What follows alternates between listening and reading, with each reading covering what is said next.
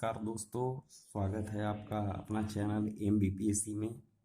और आज हम लोग बात करेंगे बीपीएससी के मेंस में पूछे जाने वाले प्रश्नों के बारे में। तो आज का पहला प्रश्न है जो आप लोगों के सामने है, और इसे मैंने किस प्रकार लिखा है और आप लोग किस प्रकार लिखिएगा, ये एक आइडिया आप लोगों को इस चैनल के माध्यम से प्राप्त होगा। देखिए, क्वेश्चन कहता है, ये विगत वर्षों में पूछा गया क्वेश्चन है दोस्तों।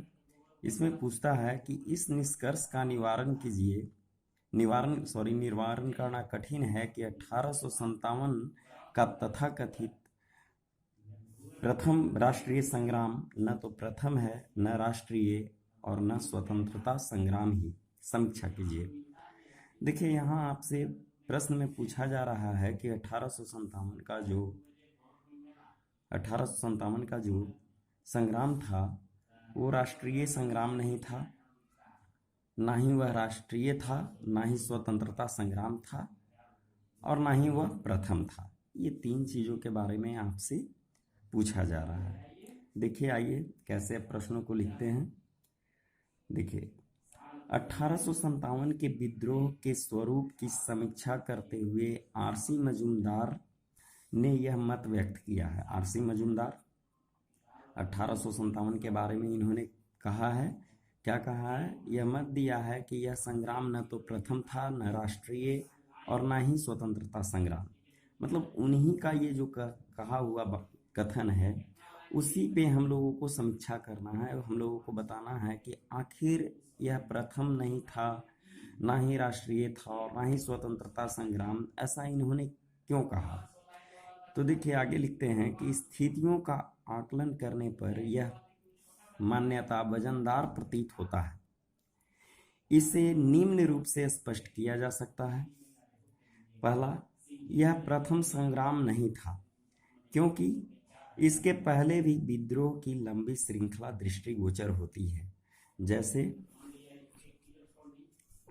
1806 का बेल्लूर का सैनिक विद्रोह, 1824 के बैरकपुर का विद्रोह, 1844 के सैनिक विद्रोह आदि। ये सारे एक तरह से उदाहरण देकर समझाने का प्रयास किया गया है कि क्यों यह प्रथम संग्राम नहीं था।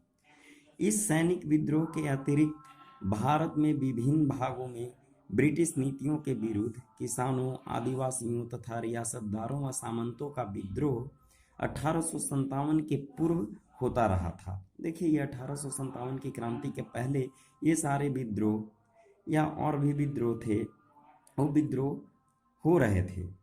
जैसे 1770 का सन्यासी विद्रोह, 1831 का कोल विद्रोह था। उसी तरह से आप लोगों का 1856 में हुआ था आपका लोटा विद्रोह। इस तरह का और भी विद्रोह था। बहुत सारे विद्रोह हुए, लेकिन सभी को तो लिख पाना संभव नहीं है।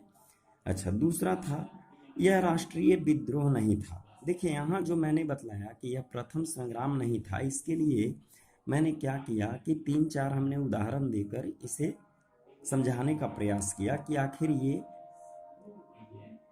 प्रथम संग्राम नहीं था तो क्यों नहीं था।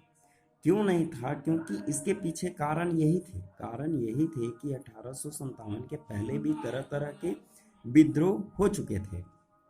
अच्छा, दूसरा कहता है कि यह राष्ट्रीय विद्रोह नहीं था। तो अब राष्ट्रीय विद्रोह नहीं था, ये कैसे कहा जा सकता है? तो इसके बारे में देखिए, इस विद्रोह का प्रभाव पूरे देश में नहीं था। भारत के पूर्वी, दक्षिणी तथा पश्चिमी क्षेत्र लगभग अलग ही रहे। यह मुख्यतः अवध और उसके आसपास के क्षेत्रों में ही सीमित रहा। इस विद्रोह को देश एवं समाज के सभी वर्गों का समर्थन भी प्राप्त नहीं था। व्यापारी, पढ़े लिखे, शिक्षित वर्ग न सिर्फ इससे अलग रहे, बल्कि अंग्रेजों की सफलता के लिए प्रार्थना सभाओं का भी आयोजन किया। वे लोग इस स्वतंत्रता संग्राम 1857 की ये जो क्रांति थी, इससे वे लोग जो थे सो स्वयं को बिल्कुल ही अलग रखा था। अच्छा, उसके बाद देखते हैं, किसानों एवं भू सामंतों ने न सिर्फ अपने को इससे अलग रखा, बल्कि अंग्रेजों का साथ भी दिया। उन लोग, हमारे जो क्रांतिकारी थे, 1857 से संबंधित जो भी व्यक्ति थे, उन लोगों का साथ न देकर उन लोगों ने अंग्रेजों का साथ दिया। जैसे सिंधिया, निज़ाम, ये सारे जो थे, इन लोगों ने 1857 की क्रांति में भारतीयों का साथ न देकर, क्रांतिकारियों का साथ न देकर, ये लोग अंग्रेजों का ही साथ दिया। विद्रोहियों में राष्ट्रीयता की आधुनिक भावना का भी अभाव था, इसलिए इसमें राष्ट्रीय आंदोलन के मूलभूत चरित्र एकता का नितांत अभाव था। सभी लोग एक होकर यदि इस आंदोलन को करते तो निश्चय ही यह सफल होता, लेकिन इसमें एकता की कमी थी। तीसरा पॉइंट जो कहा है कि यह स्वतंत्रता संग्राम भी न था। क्यों क्यों नहीं था, इसके बारे में देखिए क्या लिखा गया है। हमने क्या लिखा है, विद्रोहियों के सामने भारत को स्वतंत्र कराने के बजाय अपने विशेषाधिकारों को प्राप्त करने के लक्ष्य ही अधिक प्रबल थे। क्या थे वे लोग? भारत की स्वतंत्रता, पहले तो इन लोगों का कोई एम नहीं था, कोई लक्ष्य नहीं था कि आखिर इस आंदोलन के बाद क्या करना है। सिर्फ अपने विशेषाधिकारों, अपने अपने अधिकारों की लड़ाई में लगे हुए थे। रानी लक्ष्मीबाई विद्रोह में तब शामिल हुई जब कंपनी ने उनके राज को लौटाने से इनकार कर दिया। इसी प्रकार नाना साहब, कुंवर सिंह तथा अवध के तालुकेदार अपने अपने हितों के लिए इस आंदोलन से जुड़े थे। सबसे बड़ी बात यह थी कि विद्रोहियों के पास किसी भविष्योन्मुख रूपरेखा की कोई कल्पना नहीं थी। इस क्रांति के बाद क्या करना है, क्या होगा, इसके बारे में उन लोगों ने कोई निष्कर्ष नहीं निकाला था, पहले से कुछ सोचकर नहीं रखा था।